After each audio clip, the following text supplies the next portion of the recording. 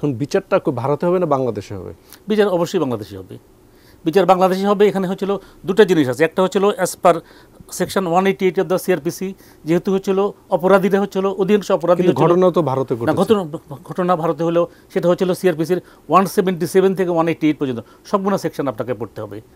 এটা হচ্ছে 177-এ বলছে যে যেখানে অপরাধ সংগঠিত হয় সেখানে বিচার হবে।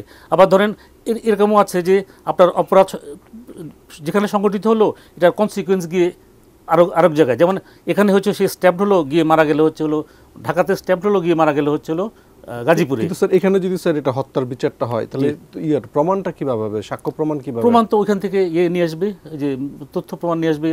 সেটা দিয়ে কি এই মামলাটার বিচার?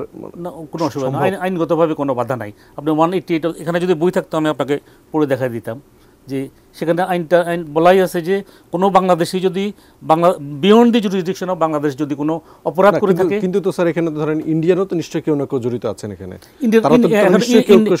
ইন্ডিয়ার কেউ যদি জড়িত থাকে তাহলে সেখানে হচ্ছিল আমরা government can Bangladesh can ask তাকে হচ্ছিল এই যে আমরা তারও এখানে বিচার সম্ভব যদি আমরা এক্সট্রা করে নিয়ে আসি। সাক্ষী কোত্থেকে আসবে? সাক্ষী তো হচ্ছিল এটা তো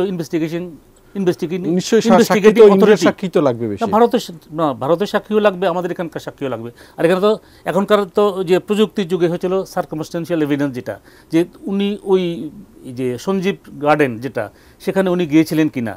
এখানে তো বলা হচ্ছে যে ওই যে গোপালের বাড়ি থেকে বেরোয় উনি যে গাড়িতে উঠেছেন ওটারও কিন্তু ভিডিও ফুটেজ পাওয়া যাচ্ছে।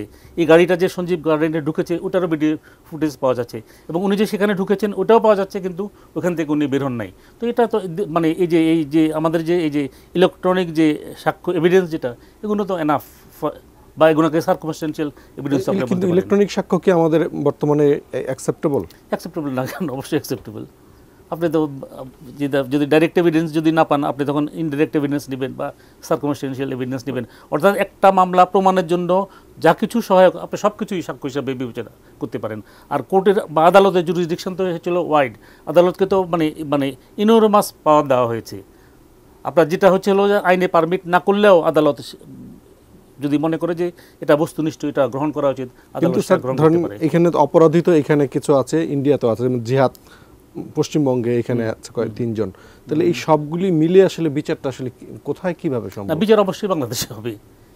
এখানে আমি একটু জি আপনি 188 অফ সিআরপিসি দেখে নিন। 188 অনুসারে কি আমাদের দেশে কখনো কোনো বিচার হয়েছে?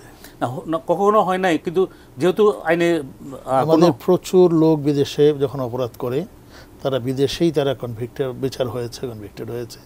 আমেরিকাতে বাংলাদেশি অপরাধ, আমেরিকায় অপরাধ হয়েছে, ইংল্যান্ডে করেছে, ফ্রান্সে করেছে, ভারতে হয়েছে। ইভেন কতদিন আগে এই যে আমাদের পিকে হালদার, সেই বাংলাদেশে টাকা চুরি করে নিয়ে গেছে 4,000 কোটি, কিন্তু সেইখানে কিন্তু তার দুটো কারণে বিচার হচ্ছে। একটি হলো যে তার ফলস পরিচয় দিয়ে সে ওইখানে জমি কিনেছে, বাড়ি কিনেছে এবং মানি লন্ডারিং করেছে। এইখানে কিন্তু আমরা তাকে আনতে পারি না। এইখানে আমাদের কিন্তু মামলা হয়েছে, অন্য মামলা, এই যে টাকা লোপাটের মামলা, আমরা কিন্তু তাকে আনতে পারি না। এখানে যে প্রশ্নটা আসছে যে the commitment of the murder happened in Indian jurisdiction, এবং বাংলাদেশে এইটার কোনো কিছু, এটা অনেকজন এটা হয়, যেমন একটা কমিশন শুরু হলো এখানে, এটা ফেডারেল আমেরিকায় হয়, এক স্টেটে যখন একটা অপরাধ শুরু হলো, but it ended up in another state, তখন এটা ফেডারেল জুরিসডিকশনে চলে যায়। তখন এটা যে কোনো স্টেটে করতে পারে এবং এটা একটা ফেডারেল ক্রাইম হয়ে যায়। কিন্তু Bangladesh is a separate country, independent country, India separate country. ইন্ডিয়ার ভিতরে যদি কোনো অপরাধ হয়, আমরা ইভেন মানে মাননীয় বিচারক মহোদয়ের প্রতি পূর্ণ শ্রদ্ধা রেখে আমি বলছি, আমরা এক থানার মামলা আরেক থানা স্টার্ট করতে পারি না, এক ডিস্ট্রিক্টের মামলা আরেক ডিস্ট্রিক্টে নিতে পারি না, এবং নিতে হলে এক ডিস্ট্রিক্টের মামলা যদি আরেক ডিস্ট্রিক্টে ট্রায়াল করতে হয়, কোনো কারণে যদি অসুবিধা হয় সুপ্রিম কোর্টের অনুমোদন দরকার হয়। এবং সেটা তো এইখানে আমি, যদিও ওনার 188 হয়তো করা সম্ভব, কখনোই করা হয় নাই, এবং এটা বিচারটা ইন্ডিয়াতেই হবে।